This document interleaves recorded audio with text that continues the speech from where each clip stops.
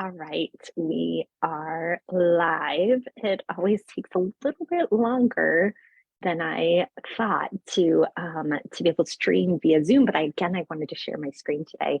If we have not met, my name is Julie Hirschberg. I'm the owner, founder of Re+active Therapy and Wellness here in the Los Angeles area, joining you on Fridays on our Facebook page to share what we've been learning and doing every week. And you can get access to all of our videos via our newsletter. So if you're a healthcare provider, reactiveeducation.com. And if you are a person with a neurologic disorder, join it at reactivept.com. Join our newsletter. We send this out. We send out articles and resources and everything from the week to you. So today I wanted to do this streaming via Zoom so I could share my screen and share a couple of the highlights from our concussion webinar that we did this week. So Brittany Charlet really did an amazing job. Brittany is our concussion program director. She put together this workshop, this online webinar,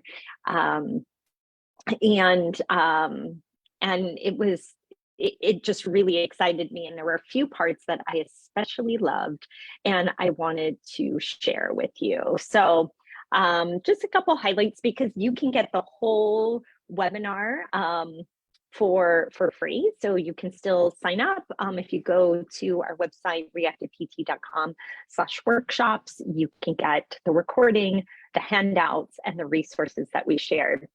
And I'll put them in the newsletter today too. So first of all, I think what was so important was the title of this, and this was all Brittany, again, piecing together concussion treatment.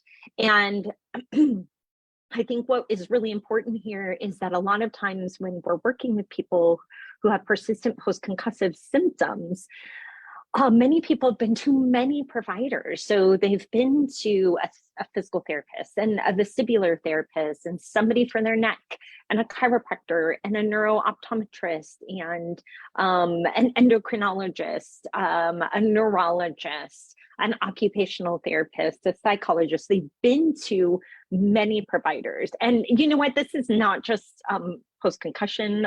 This is many other things that we see: people with migraine, people with functional neurologic disorders, people with dizziness.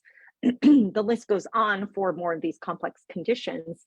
And one of the things that is so frustrating is having multiple providers and they're not talking to each other and they're treating maybe one thing at a time, when we know in the nervous system, there's a complex organization of things and a lot of different areas talking to each other. And what we know after a concussion, it's a brain injury, and piecing together concussion treatment really takes a more comprehensive approach when we look at a team-based approach. So that was a big part of this webinar, and Brittany did an amazing job bringing in the most recent literature to talk about a team approach.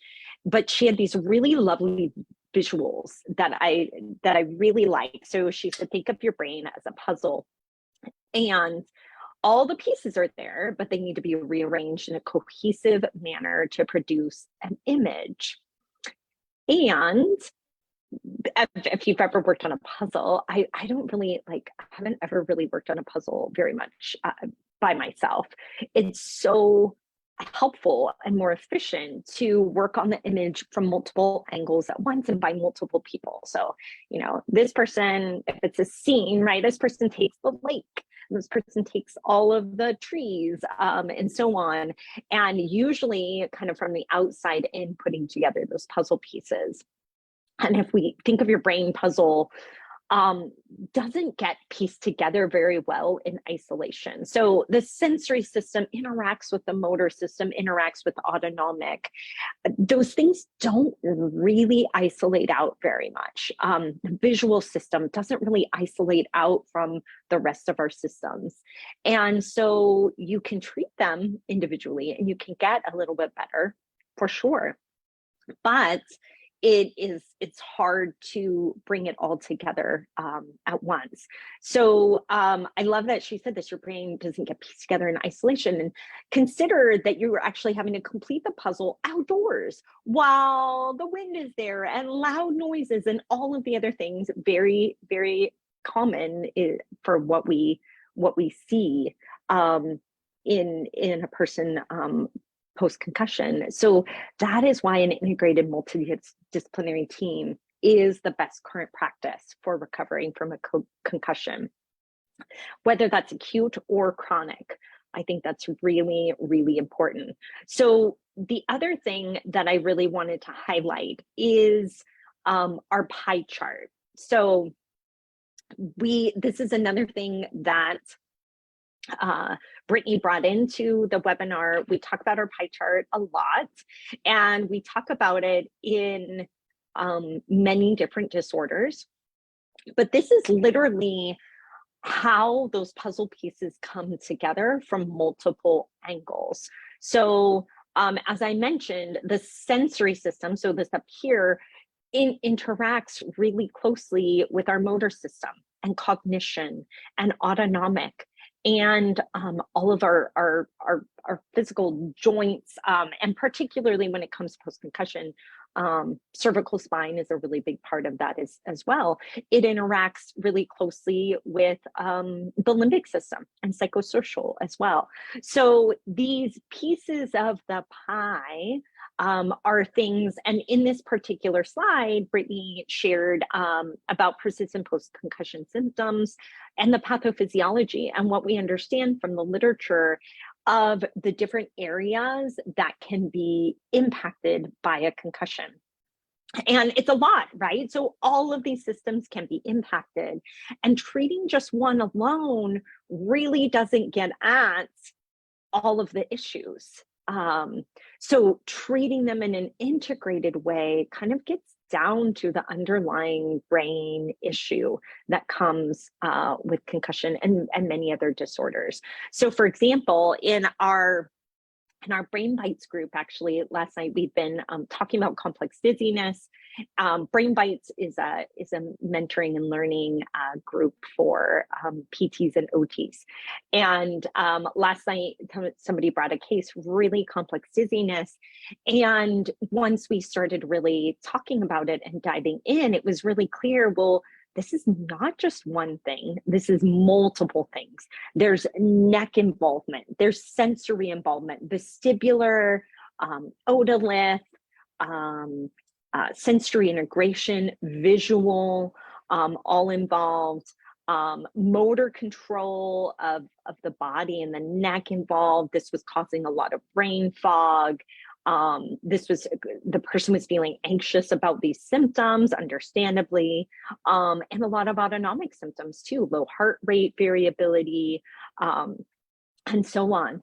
And we put that into the pie chart, right? And what were the biggest pieces of the pie? And this is what we do when we do a very thorough assessment post-concussion.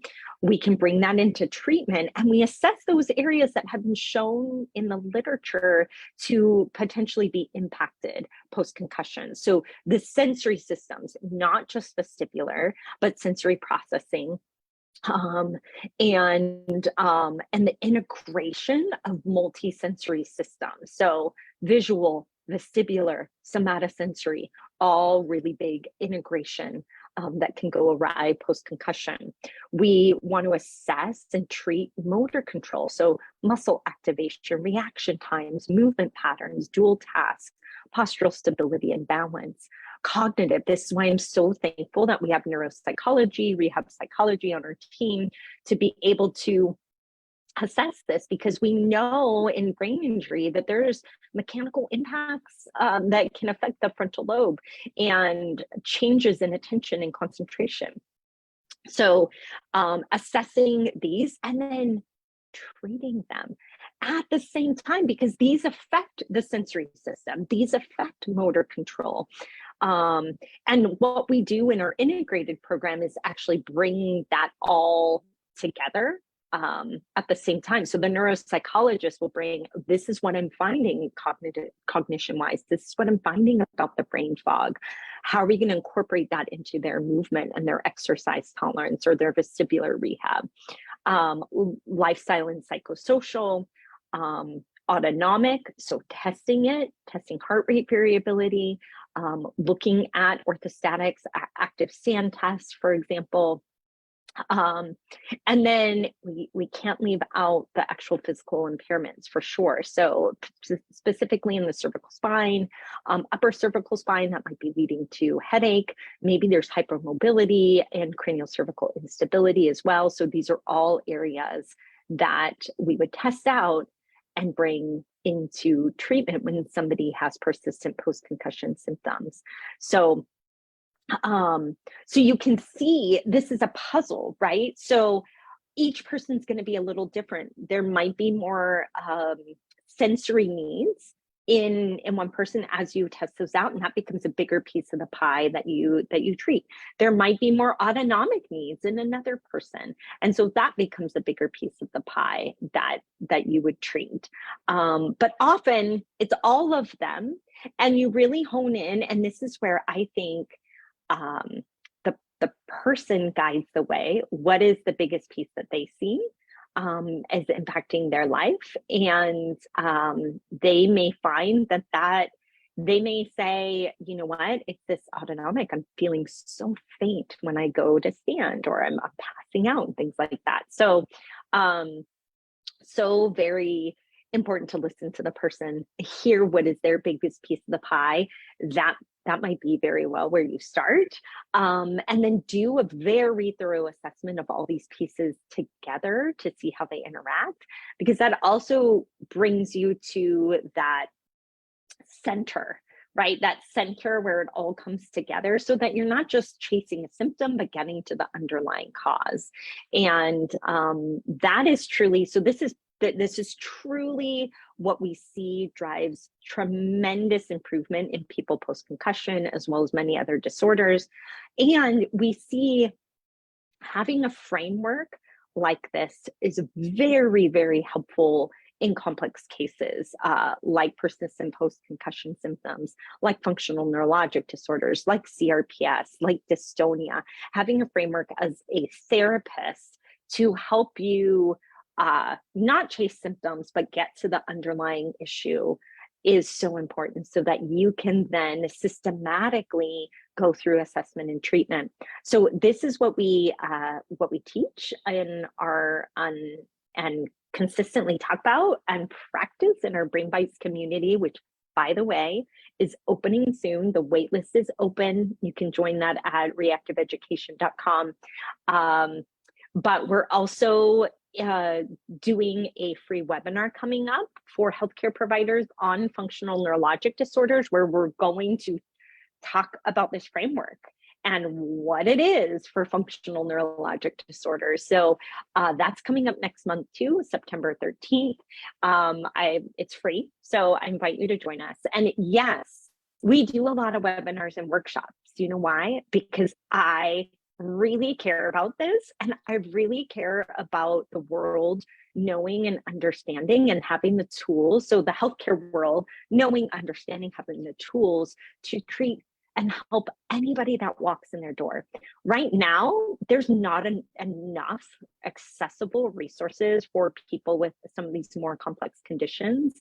And I'm just on a personal mission to change that. So yes, we did a webinar this week for people post-concussion, so that we could arm them with tools to go to a provider and get the type of help to truly help them recover and get back to life with these symptoms.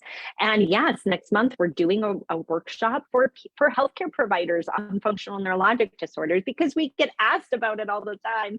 And we want to help healthcare providers be really successful, have the confidence, have the knowledge to be able to work with anybody with FND and help them get back to life.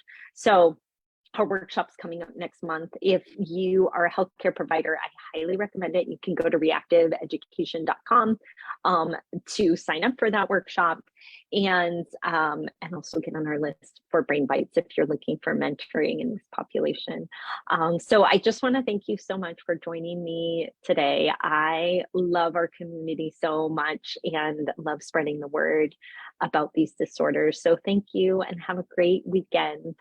Bye.